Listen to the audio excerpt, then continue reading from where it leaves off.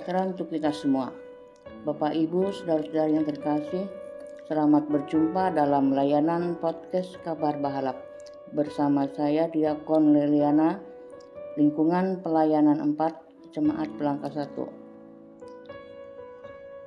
Sebelum pembacaan firman Tuhan dan renungan firman Tuhan, marilah kita berdoa.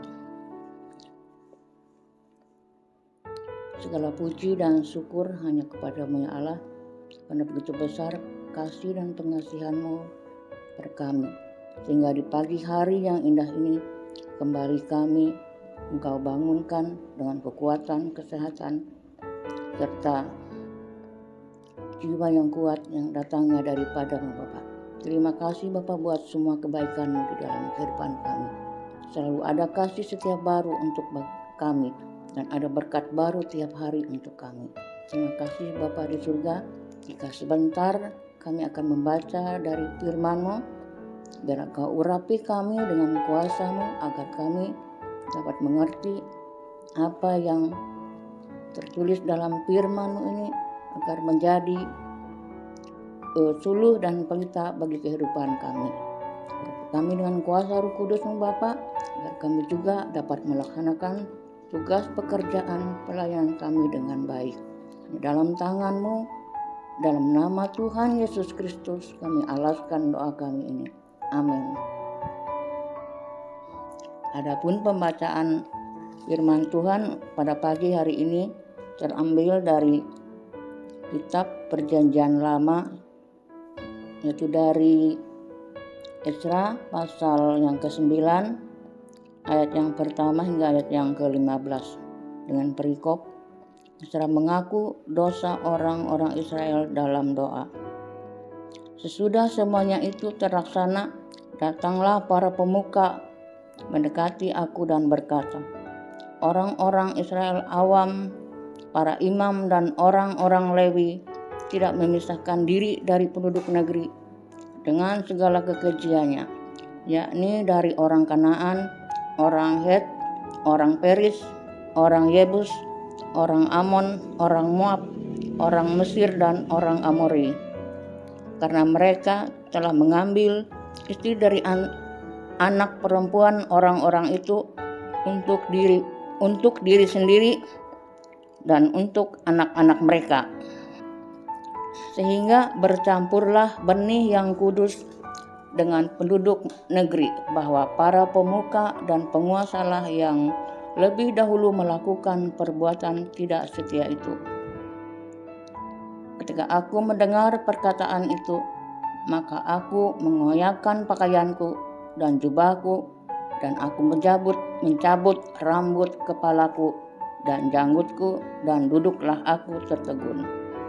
Lalu berkumpullah kepadaku semua orang yang gemetar karena firman Allah Israel, oleh sebab perbuatan tidak setia orang-orang buangan itu. Tapi aku tetap duduk tertegun sampai korban.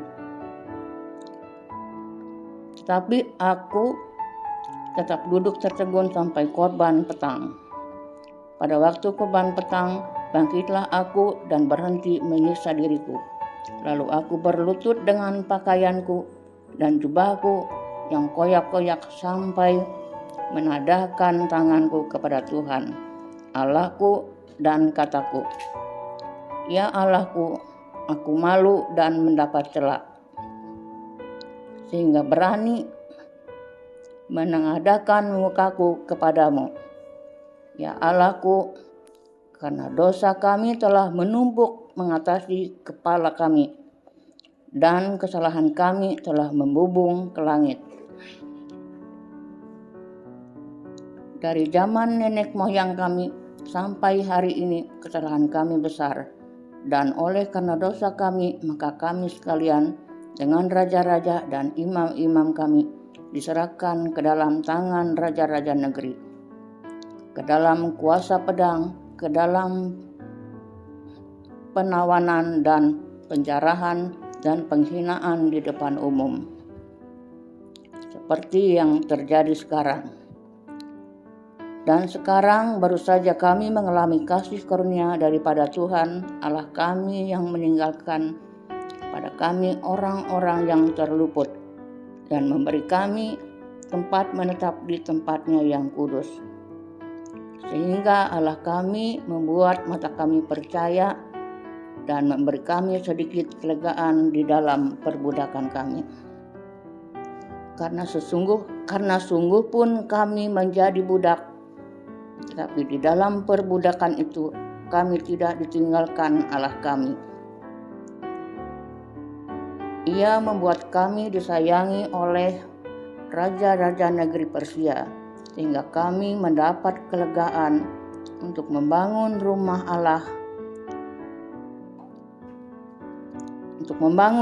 Allah kami dan menegakkan kembali reruntuhannya, dan diberi tembok pelindung di Yehuda dan di Yerusalem. Tetapi sekarang ya Allah kami, apa yang akan kami katakan sesudah semuanya itu? Karena kami telah meninggalkan perintah-Mu yang kuperintahkan dengan perantaran hamba-hamba-Mu, para nabi, dengan berfirman, negeri yang kau masuki untuk diduduki adalah negeri yang cemar oleh karena pencemaran penduduk negeri, yakni oleh karena kekejian yang mereka lakukan dengan segala kenajisan mereka di segenap negeri itu dari ujung ke ujung. Jadi sekarang janganlah kamu memberikan anak-anak perempuanmu kepada anak laki mereka, tetapi mengambil anak-anak perempuan mereka untuk anak-anak lelakimu. Janganlah kamu mengikhtiarkan kesejahteraan dan kebahagiaan mereka untuk selama-lamanya, supaya kamu menjadi kuat, mengecap hasil tanah yang baik, dan mewariskan tanah itu kepada anak-anakmu untuk selama-lamanya. Sudah semua yang kami alami oleh sebab perbuatan kami yang jahat dan oleh sebab kesalahan kami yang besar, sedangkan Engkau ya Allah kami tidak menghukum setimpal dengan dosa kami, dan masih mengaruniakan kepada kami orang-orang terluput sebanyak ini. Masakan kami kembali melanggar perintah-Mu dan kawin-mengawin dengan bangsa-bangsa yang keji ini? Tidakkah Engkau akan murka kepada kami sampai kami habis binasa, sehingga tidak ada yang tinggal hidup atau terluput? Ya Tuhan Allah Israel, Engkau maha besar, sebab kami masih dibiarkan tinggal sebagai orang-orang yang terluput, seperti yang terjadi sekarang ini. Lihatlah, kami menghadap hadirat-Mu dengan kesalahan kami, bahwasanya dalam keadaan demikian tidak mungkin orang tahan berdiri di hadapan-Mu. Demikian firman Tuhan. Firman-Mu itu pelita bagi kakiku dan terang bagi jalanku. Amin. Adapun perenungan kita pada pagi hari ini yang ditulis oleh Pendeta Tom Chandra MTH dengan tema Mari Berdoa. Saudara-saudara yang terkasih, Nabi Ezra dikenal juga sebagai ahli Taurat Yahudi yang pulang dari masa pembuangan di Babel. Dia bersama para imam dan orang-orang Lewi hendak memulihkan kembali ritual keagamaan sekaligus relasi mereka dengan Tuhan Allah. Namun ketika mereka tiba di Yerusalem, persoalan baru pun datang. Apa saja persoalan itu? Orang-orang Lewi, para imam, dan orang-orang Israel awam yang duluan tiba di Yerusalem tidak memisahkan diri dengan orang Kanaan, orang Het, orang Peris, orang Yebus, orang Amon, orang Moab, orang Mesir, dan orang Amori. Bahkan mereka melaksanakan perkawinan campur. Mirisnya hal ini dimulai dari pemuka agama dan penguasa Israel. Ayat 1 dan 2, tentu saja fakta ini menghancurkan hati Ezra. Ezra mengoyakkan pakaian dan jubahnya, lalu dia mencabut rambut dan janggutnya. Ayat yang ketiga, Ezra memohon belas kasihan Tuhan dan meminta agar Tuhan Allah tidak membuang mereka lagi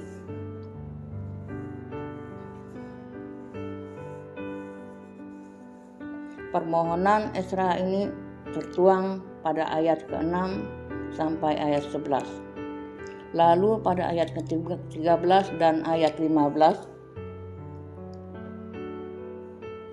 Sedangkan pada ayat yang ke-12 dan 14, Ezra meminta agar sisa orang Israel tidak lagi melaksanakan perkawinan campur, sehingga keturunan mereka yang murni masih tetap ada di muka bumi ini. Saudara-saudara yang terkasih, doa adalah bentuk relasi kita dengan Tuhan. Banyak tokoh besar di dalam Alkitab yang selalu berdoa kepada Tuhan. Hal ini membuktikan betapa dekatnya relasi mereka satu sama lain. Relasi inilah yang Ezra gunakan untuk berbicara dari hati ke hati dengan Tuhan. Tuhan yang jauh dan tidak terlihat oleh mata itu menjadi dekat dan hadir di dalam doa. Doa juga menjadi kekuatan orang percaya, sebab melalui doalah kekuatan Tuhan meliputi mereka. Di tengah pergumulan Ezra menghadapi kejahatan orang Israel, dia hanya meminta belas kasihan Tuhan melalui doanya. Bukanlah di sini letak kekuatan Ezra.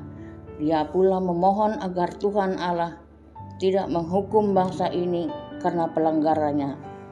Bukanlah hanya di dalam doa Ezra dapat melakukan tawar-menawar. Jelas Ezra sudah terbiasa berdoa. Dari kalimat doa yang kita baca tergambar betapa dekat relasi Ezra dengan Tuhan Allah. Saudara-saudara terkasih, bagaimana dengan kita? Apakah doa hanya sekedar formalitas saja? Sebaiknya tidak, karena doa adalah cara terdekat tercepat untuk mencapai Tuhan yang berada di sorga. Menurut Yohanes Calvin, salah satu tokoh reformasi, doa adalah napas hidup orang percaya. Jika kita tidak bernapas, maka kita akan mati. Demikian juga halnya ketika orang percaya tidak lagi berdoa, maka kehidupan rohaninya juga mati atau tidak ada. Karena itu, jika pergumulan hidup semakin berat, menekan dan mendesak, bawalah di dalam doa. Sampaikanlah keluh kesah kita kepada Tuhan, maka Dia akan menolong kita. Dia pasti memberikan jalan keluarnya. Belajarlah pada Nabi Ezra yang tidak gegabah ketika menghadapi pergumulan bangsanya. Saudara-saudara terkasih, mari berdoa artinya masih ada Tuhan yang akan kita jumpai. Mari berdoa artinya masih ada jalan keluar. Mari berdoa. Amin. Demikian perenungan kita pada pagi hari ini. Tuhan Yesus memberkati. Jangan lupa like, komen, dan subscribe dan share kepada semua orang. Tuhan Yesus memberkati. Amin.